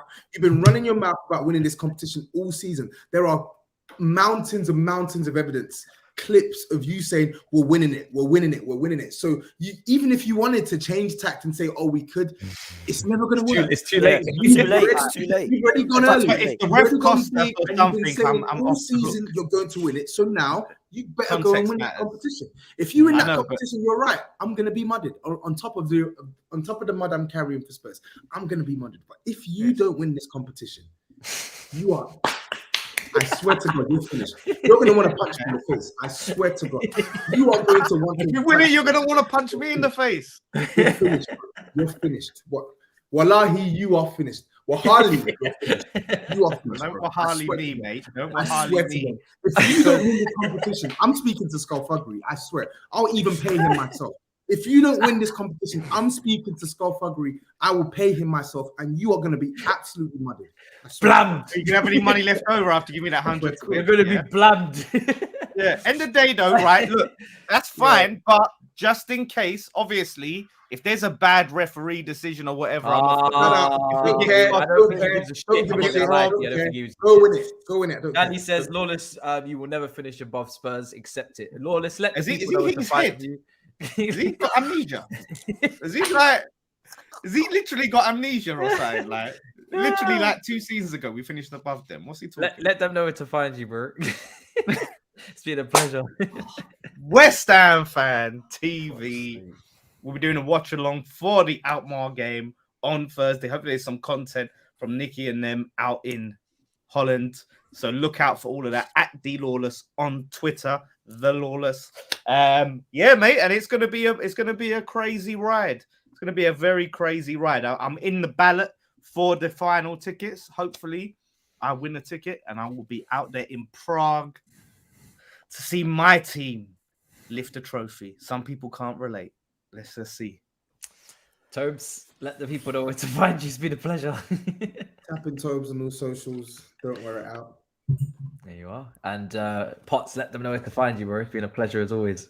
Yeah, man, always a pleasure, man. If you want to come and check us out tomorrow night, we'll be doing a show, Football's 12th Man podcast. Me, Lawless, and the gang will be back, so we'll be there at Dan Arsenal 87 on AFTV as well. So yeah, just come follow me if you want to. Cheers. There you go, guys. Pleasure. Guys, make sure you subscribe to all the channels. Links are in the description, and subscribe here as well. Smash up the likes. And we'll see you guys next time. I think next week's show is going to be very important. My team will probably be getting blammed at the Etihad, as Tobs would say. And Lawless, his destiny will be decided on what's going to happen. Until then, in a bit, people. Peace.